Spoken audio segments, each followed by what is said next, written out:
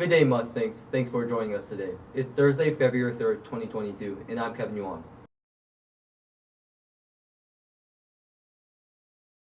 In the headlines, HOSA members are headed to state, a closer look into school pass, a look into upcoming spring sports, and finally, are you ready for the second annual Mustang Talks? But first, the Pledge of Allegiance.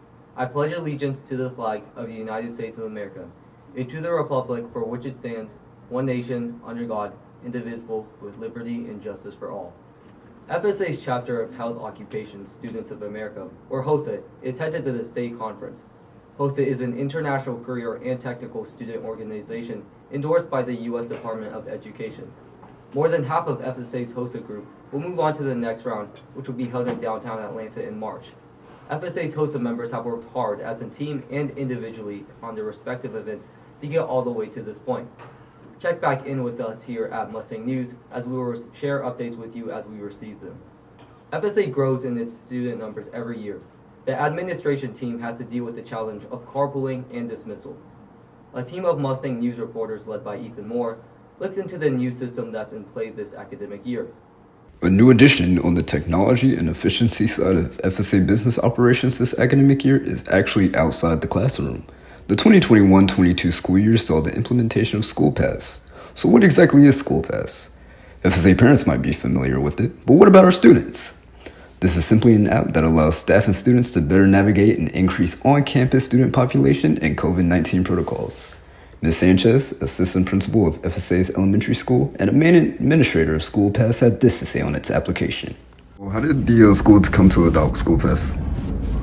We noticed that we needed a little bit better system in terms of our dismissal and finding ways to more efficiently and quickly get students off our campus safely.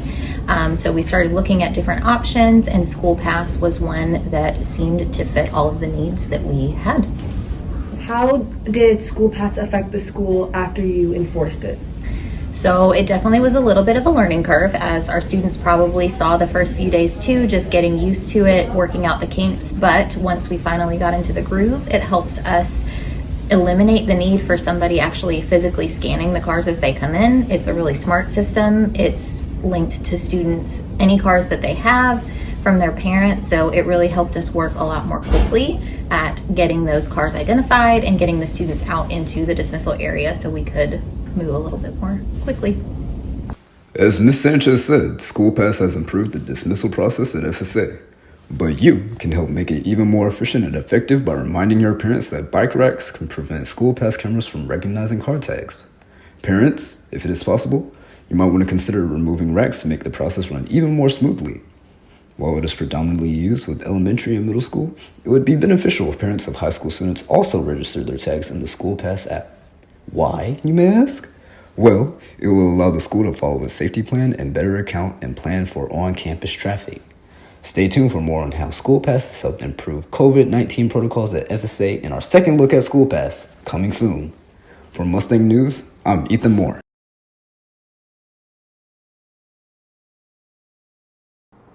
It's Thursday, so it's time to remind ourselves of our core values. Let's review the E in I care. For Mustangs, empathy creates a foundation for trusting and caring relationships. The goal is to increase one's capacity for learning while empowering students at every level, providing support for everyone. Mustang Talks will be taking the stage again for its second annual round of student presentations.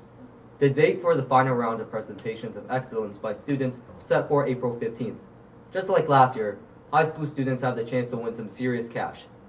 If you have been thinking about participating and still haven't decided yet, you still have time. The application deadline to compete is February 18th. Mrs. Aga is ready to answer any questions you may have about the competition or topic. This year, the talk theme focuses on FSA's core values. Participants will work with the prompt, I care about. Last year, competitors focused on the impact of what they learned during a year of extremes. Stay tuned to Mustang News as we will follow this campus competition closely.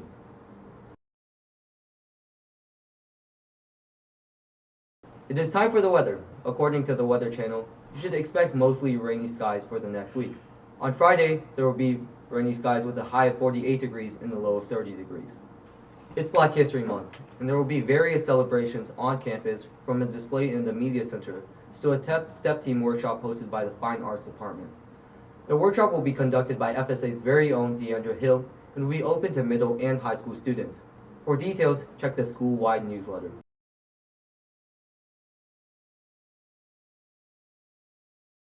Mustang News will also do its part in recognizing Black History Month. Tune in as we share with you some of the icons of Black history and the words of wisdom they have shared in our Mustang News Quote of the Day segment. Here's what Oprah Winfrey has to say about empathy. Leadership is about empathy.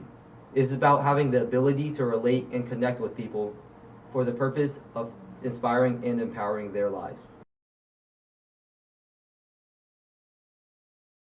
It's time for the joke of the day. Why can't you tell a joke to an egg?